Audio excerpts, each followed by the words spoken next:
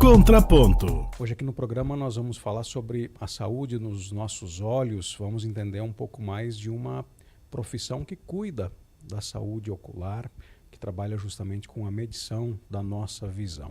Quem está conosco é o Ivan Ciesseri, ele é optometrista, é presidente do CROO, são 2 Os, Exatamente. Do Conselho Regional de Óptica e Optometria. Ivan, boa noite, obrigado pela tua presença, muito bem-vindo aqui ao programa. Muito boa noite, Álvaro, muito boa noite, telespectadores da NGTV, é um privilégio estar aqui no Contraponto. Ivan, eu já começo te perguntando, porque você inclusive fez alusão a isso, como é que foi que surgiu o teu interesse? Você é de uma família que trabalha aí com ótica, né? É uma família bem tradicional aqui em Passo Fundo, mas como é que o Ivan se direcionou para essa área da optometria? Perfeito, Álvaro. Sabes que essa é uma questão que deve acontecer em muitos lares, não só do Brasil, mas da nossa cidade, do estado. Eu, enquanto criança, com 4 anos de idade, o meu pai observou que eu trocava as cores da sinaleira e me levou para consultar um oftalmologista na época, né, antes dos 8 anos de idade.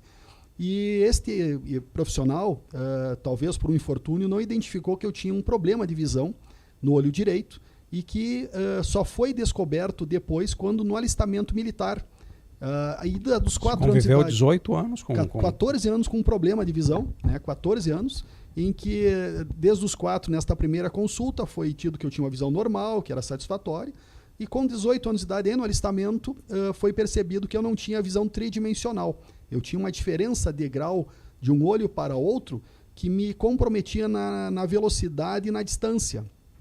Então, acabei tendo muitas situações na adolescência em que eu tinha quedas, que eu me machucava sempre do mesmo lado.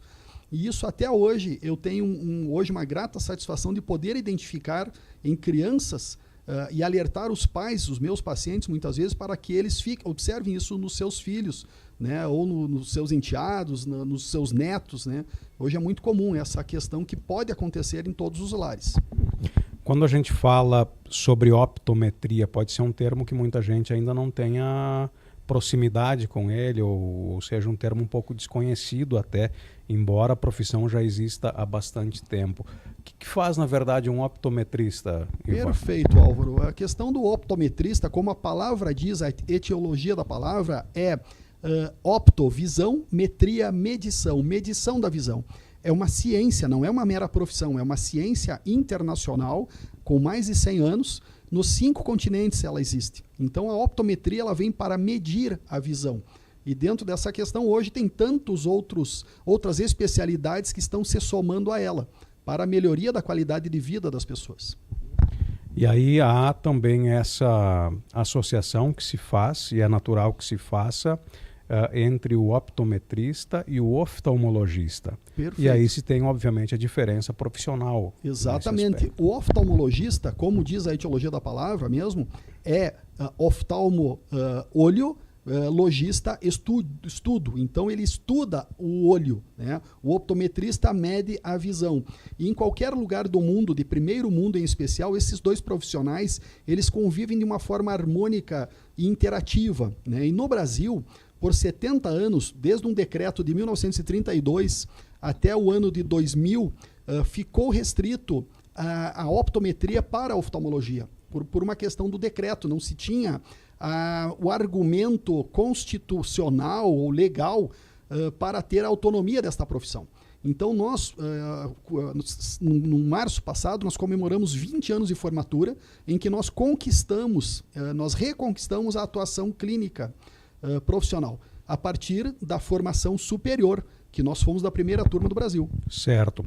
A gente já vai falar sobre essa formação, mas eu queria entender esse período aí de 70 anos que o optometrista ficou à mercê enquanto profissão.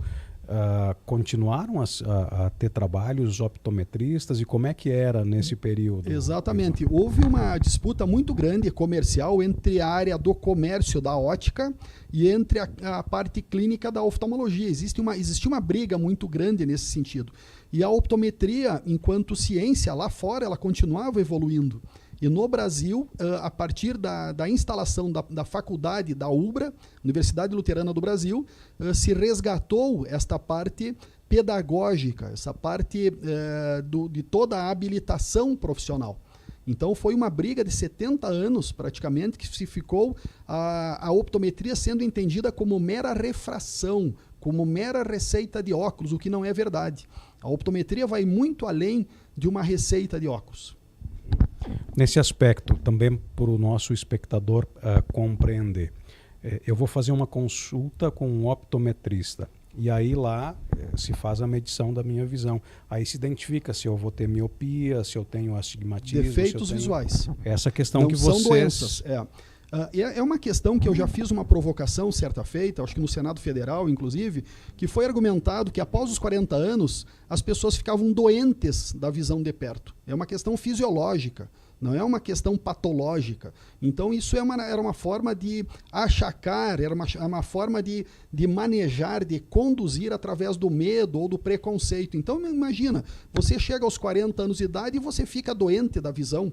É claro que existem tantas outras doenças oculares que os optometristas têm a responsabilidade de identificar não somente na evidência, mas na suspeita. E hoje nós temos esse treinamento, essa habilitação para fazer isto. Então, diante do atendimento com o optometrista, vai ser feita a medição da visão, mas se houver qualquer evidência ou suspeita de patologia, ele é encaminhado ao oftalmologista, assim como outros especialistas.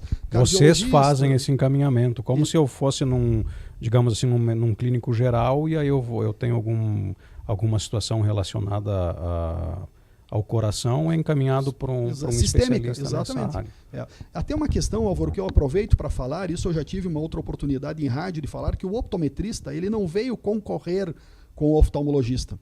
O optometrista veio atender a outra metade da população brasileira que estava desassistida. Existe por décadas uma informação que o IBGE constatou, que o Conselho Brasileiro de Oftalmologia reconhecia até há pouco tempo, que metade da população do Brasil nunca fez o exame de vista, nunca consultou sobre os olhos, metade da população. Nos meus trabalhos que eu faço, em Passo Fundo e região, há mais de 15 anos, 80% dos meus pacientes, tanto em Passo Fundo como em outras cidades, 80% é a soma de quem nunca consultou e quem estava há mais de 2 anos sem consultar. Ou seja, um impacto social muito grande de pessoas que estavam sem acesso à atenção primária da saúde visual, que é o que o optometrista faz. Uma pessoa que vai lá fazer uma consulta e você identifica que ele não tem problema algum. Essa pessoa precisa retornar quando para um consultório? Exatamente, boa pergunta. No último congresso que eu estive em novembro, vai fazer agora um ano, um congresso internacional, foi orientado, por exemplo, Álvaro, que crianças de até 6 anos de idade que não tenham grau nenhum neste momento, no momento da consulta, elas têm a orientação de retornar em 6 meses. 6 meses? Exatamente. Porque por causa do uso das telas? Exatamente. E também um outro fator que está sendo mundialmente reconhecido, que as crianças não estão mais pegando sol como deviam, não estão mais fazendo atividades externas. E isso aí, obviamente... Isso para a saúde ocular exatamente. É importante. É uma endemia que se fala, né? Uma endemia que se estima que daqui 25 anos, metade da população do mundo vai ser míope, metade. Por milhares de anos, a humanidade foi presbita, chegava aos 40 anos, dificuldade de perto. Antes de Jesus Cristo já tinham esses relatos de que aconteciam. Os sábios chegavam aos 40 anos, tinham que ter um escravo leitor junto de si. Isso antes de Jesus Cristo. Dentro dessa situação, eles tinham dificuldade de perto, pois olha só, de 5 anos para cá e para os próximos 25, estima-se que metade vai ser míope, ou seja, está havendo uma inversão na visão do ser humano. Isso pelos nossos hábitos enquanto sociedade. Agora, essa questão das crianças, você sinalizou. Um adulto, por exemplo, e aí eu te pergunto também do ponto de vista contrário, aquela pessoa que você faz lá o receituário para que use óculos, ela precisa voltar em que período para o consultório? Hoje pode-se dizer assim, se a pessoa tem qualquer tipo de doença sistêmica, uso contínuo de fármacos, o ideal é que ela volte anualmente. Agora, se é uma pessoa de bons hábitos, saudáveis, não tem histórico familiar de problemas, de patologias, ela pode voltar a cada 2 anos, né? Mas de ano em ano, sim. O que nós temos estatisticamente no Brasil, que é um dado das óticas, é uma questão da indústria ótica brasileira, é que o consumidor volta a cada 2 anos e 4 meses, né? Então, essa questão que hoje também a optometria, ela está possibilitando o acesso e, consequentemente, também nós estamos ampliando a facilidade de se ter o exame de vista, né? Que eu sempre digo, e obrigado pela oportunidade de fazer esta comparação. O optometrista é como o dentista, ele não precisou fazer a medicina para ser especialista. Então, nós optometristas, nós atuamos como os dentistas, obviamente sem os procedimentos invasivos, sequer indicação de colírio nós fazemos. Mas nós temos uma obrigação da responsabilidade sobre a prevenção, a promoção da saúde visual e a prevenção da saúde ocular. É uma questão bem ampla e muito séria. E vocês atendem justamente essa população que estava até então desassistida, porque vocês fazem bastante convênios. O próprio custo da faculdade foi um custo bem menor. Hoje são 5 anos de formação superior, né? O nosso custo é muito menor que a medicina. Nós não precisamos cursar lá os 6 anos mais os 2 anos de residência, né? Praticamente a metade do tempo. E, obviamente, com um custo bem menor do que a mensalidade de uma faculdade particular. Certo. E o exame é aquele que as pessoas conhecem? Você faz aquele exame com a colocação de... um letreiro? O exame, uma consulta optométrica, ela passa por alguns momentos, algumas etapas. A anamnese, que é fundamental. Qualquer bom profissional precisa investigar bem o seu paciente. 80%, estima-se que 80% do diagnóstico visual mesmo de um paciente esteja na conversa, no entendimento, na entrevista com o paciente. Depois nós temos a parte objetiva, que é através de equipamentos, que nós não precisamos obter a tua resposta na forma objetiva da consulta. E por final, a subjetiva, em que eu converso mais com o paciente interagindo, para ver se aqueles dados obtidos fecham com a entrevista e fecham com a resposta dele ao final do exame. Nós vamos evoluindo, né? E aí os equipamentos hoje são fantásticos do ponto de vista de identificar especificamente aquele eventual problema que você possa ter. Perfeito. E nós estamos vivendo hoje um momento, Álvaro, no Brasil, para os optometristas, eu como presidente do CRO-RS, nós estamos muito engajados para atualizar os nossos afiliados, tanto optometristas como óticos, para que eles tenham um entendimento da responsabilidade de usar bem a tecnologia, né? Hoje a inteligência artificial está chegando nos consultórios da optometria, né? Através de equipamentos portáteis, reconhecidos pela Anvisa, né? Nós já estamos tendo uma possibilidade de ter parcerias oftalmológicas no diagnóstico de patologias. Mas, obviamente, não somos nós que vamos dar o diagnóstico. São outros profissionais que têm a habilitação, né, ou profissionais médicos, e têm esta legitimidade para dar este andamento, digamos, de um diagnóstico precoce, né? O segundo último curso que eu estava, 15 dias atrás, o professor que ministrava o curso, ele colocou, nos lembrou da consciência que nós temos, que diante de um exame de fundo de olho, nós podemos identificar uma pessoa que está prestes a ter um AVC, um acidente vascular cerebral, né? Está prestes a ter um infarto, né? Então, são questões que o optometrista, através de um exame de olho, ele não precisa ver a patologia, mas ele pode ver o risco que o paciente está correndo. Quando você fala em ótico, diz respeito ao proprietário das óticas? A formação técnica. Formação técnica. Isso, eu fui coordenador do curso de ótica de Passo Fundo, o segundo curso de ótica do estado foi em Passo Fundo, entre 2005 e 2009. Né? Nós formamos aí quase 160 técnicos em ótica. A ótica, como a farmácia, precisa ter um profissional responsável, né?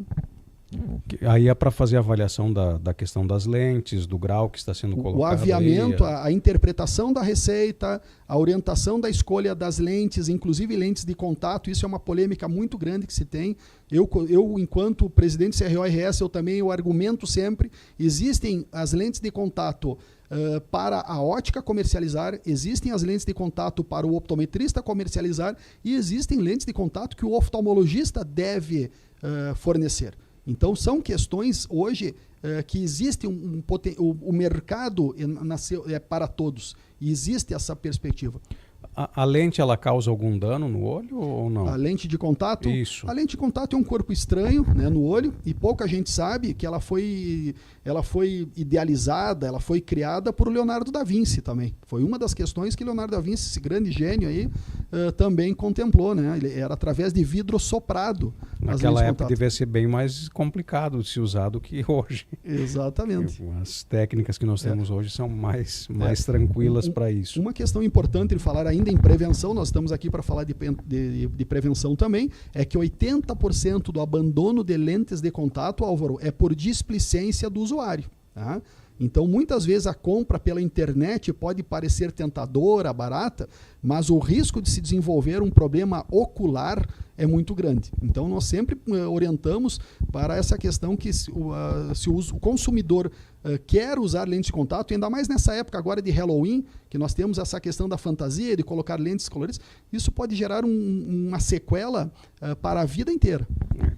E com o olho não dá para brincar, né? Porque se chega a dar algum problema que você perde a visão, aí é o sentido mais importante que assiste o ser humano. Ivan, esses 20 anos de formação da turma, hoje onde é que se oferece o curso de optometrista? E aí está bem mais difundido. Nesse período, assim, como é que foi a recepção da sociedade como um todo a vocês como optometristas? A formação hoje ainda existem 13 universidades, Santa Catarina, Paraná, Nordeste. O Rio Grande do Sul deve, em breve, anunciar o retorno da formação superior, onde tudo começou, né? O Rio Grande do Sul foi o berço da formação superior, né? Que foi na UBRA, isso? Exatamente, na UBRA. Hoje nós somos em torno de 7 mil optometristas no Brasil. 7 mil optometristas no Brasil. Estima-se, Álvaro, que no Rio Grande do Sul, isso dados da Confederação Ótica Brasileira, que no Rio Grande do Sul os optometristas já são responsáveis por 30% a 40% das receitas que chegam nas óticas, né? Que chegam nos laboratórios também. É um número muito considerável, muito considerável. E aí, com relação ao conselho, porque hoje você preside, você está na presidência desde o início do ano? Outubro, agora, este mês completa um ano. Um ano. E temos mais 3 anos de gestão. São 4 anos de gestão. Qual é o trabalho que vocês executam enquanto conselho? Perfeito. Em 2023, nós tivemos uma campanha inédita chamada Mais Visão, Mais Educação, do atendimento nas escolas públicas do Rio Grande do Sul. Foram quase 4 mil atendimentos. Mais Visão, Mais Educação. Devido à questão climática que assolou o Rio Grande do Sul, nós acabamos suspendendo em 2024. Agora, em 2025, nós já temos a previsão de ampliar a campanha para o Mais Visão, Mais Emprego, que em parceria com entidades como o CIE e o FGTAS, o Cine FGTAS, nós vamos atender jovens e crianças do primeiro emprego, né, adolescentes e jovens do primeiro emprego, e desempregados com mais de 40 anos.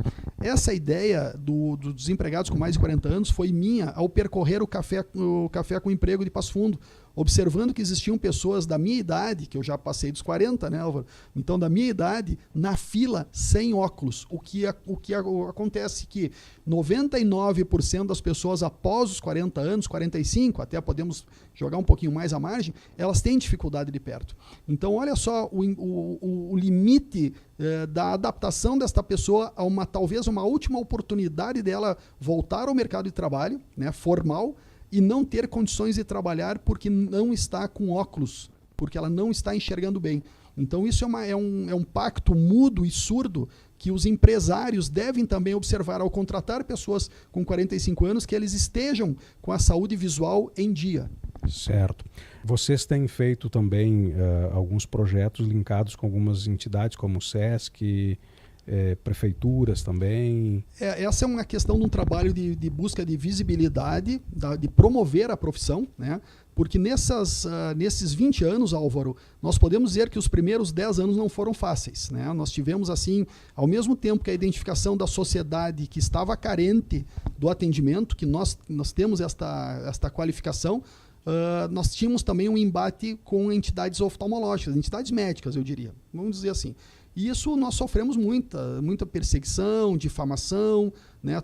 Tivemos assim umas questões até de marginalização. Eu mesmo em Passo Fundo, em 2011, eu tive uma situação extrema, né? que depois foi revertida judicialmente, onde eu processei os autores desta invasão do meu consultório. Houve uma invasão no meu consultório em 2011 e eu levei isso, não levei para a imprensa, né?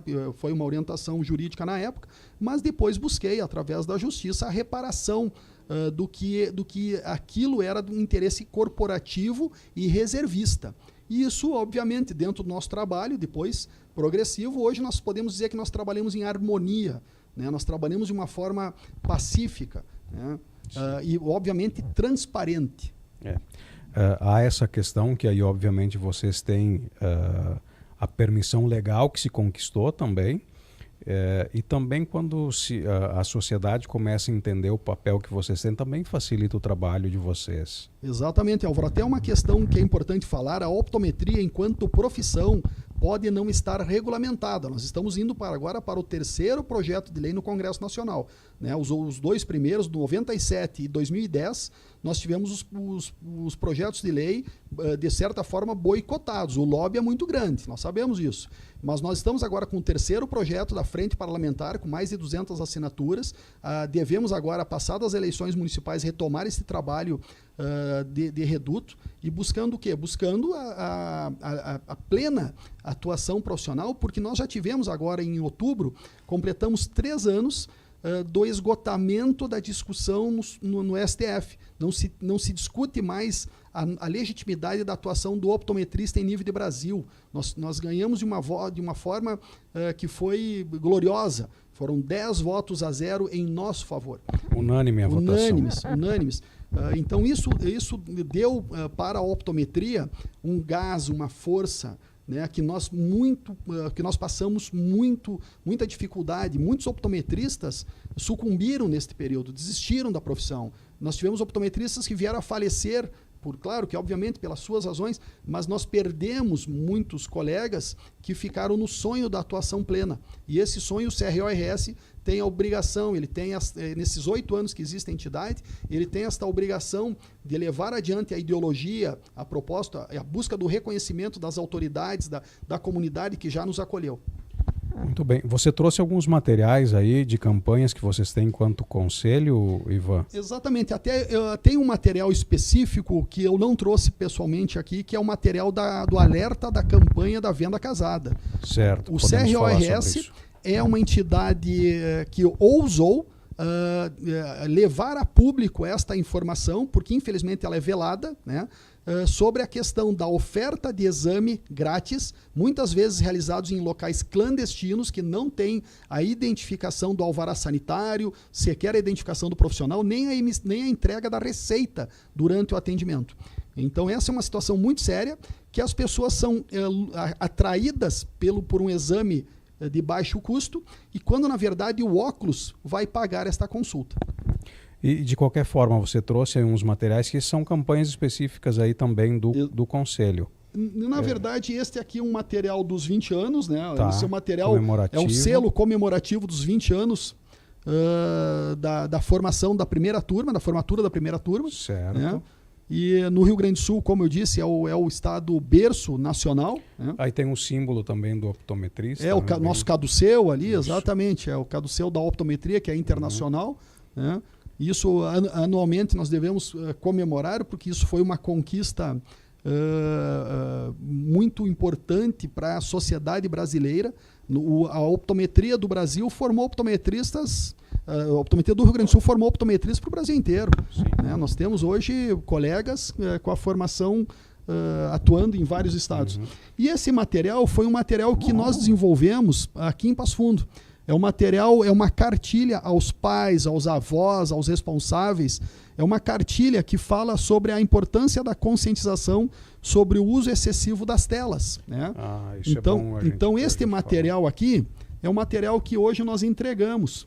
É um material que criamos para que os pais tenham com as crianças, com seus filhos, com seus netos, seus sobrinhos, uma conversa mais, digamos, de colocar limite no tempo do uso da tela. Então nós criamos uma cartilha que muitas vezes eu escuto enquanto eu estou atendendo uma criança, todo dia eu atendo crianças, eu espero o pai, a mãe me surpreende dizendo, viu, escuta o doutor, né? Embora eu não goste desse tratamento de doutor, não tenho título de doutorado para ser doutor, mas eu tenho que falar como autoridade, dizendo, olha, é uma necessidade que vocês revejam hábitos e posturas.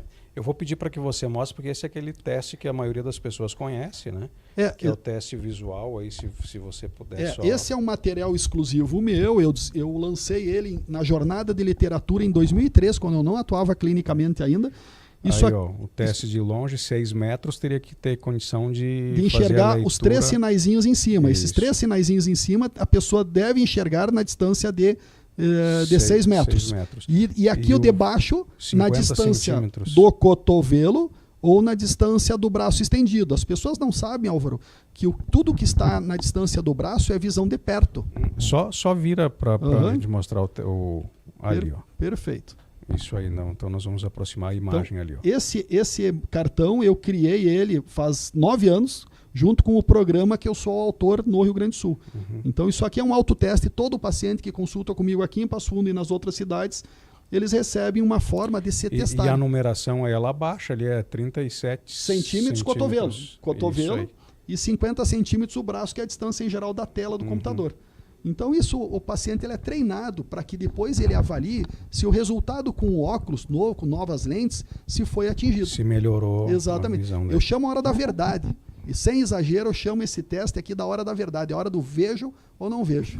Vamos lá. Se você conseguir, tá tudo ok. Senão vamos fazer aí a indicação de um óculos. Exatamente. Ivan, que bate-papo legal, cara. Muito obrigado pela tua presença aqui conosco. Parabéns pelo trabalho que você desenvolve à frente do Conselho também.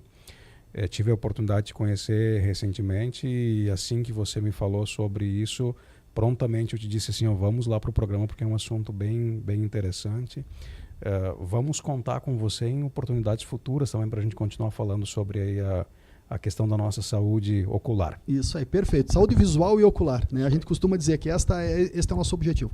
Álvaro, eu agradeço em meu nome, em nome do CRORS, a NV TV, ao Contraponto, a toda a equipe aí que está participando também. Muito obrigado pela oportunidade. Tá certo. A gente que agradece e assim nós chegamos ao final do programa de hoje, agradecendo também a audiência de todos vocês.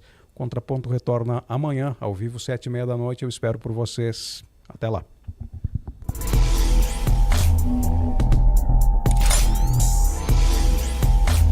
Contraponto. Oferecimento Sicredi Integração de Estados. Rio Grande do Sul, Santa Catarina e Minas Gerais. Onde o seu dinheiro rende um mundo melhor. Life Biotecnologia. Vida gerando vida. Guaracar Fiat. Fiat 0 km é na Guaracar. E Italac. No Brasil inteiro tem.